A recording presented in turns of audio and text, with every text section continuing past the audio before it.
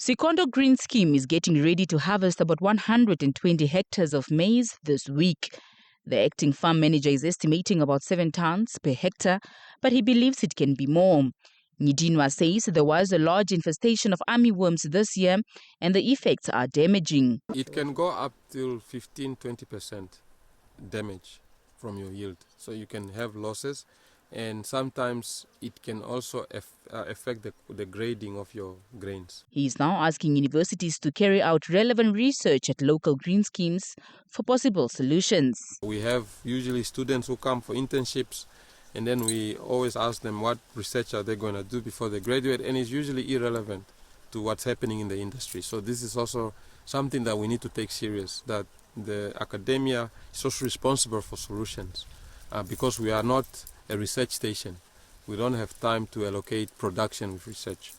And so we at Sikondo, we are very open to collaborate with any tertiary institution that wants to look into that. Nyidinwa says collaborating with universities will be a win-win situation for both the research students and the green scheme. While we are planting maize, they can do their research and maybe have different theories that are probably being developed in other countries that we can try here if it has never been tried.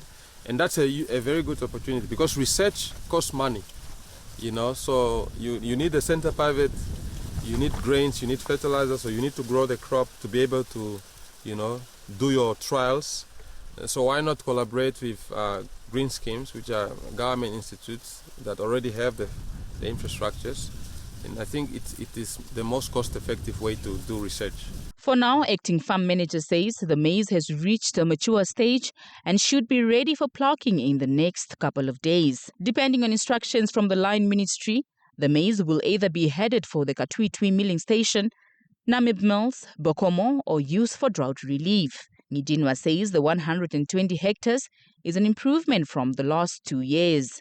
Analysts from South Africa took some soil samples and it turns out the soil is sandy. Good soil can get between 10 to 14 tons per hectare, but for now the green scheme has to do with just 7 tons per hectare. He says more investments has to go into improving the soil for better yields.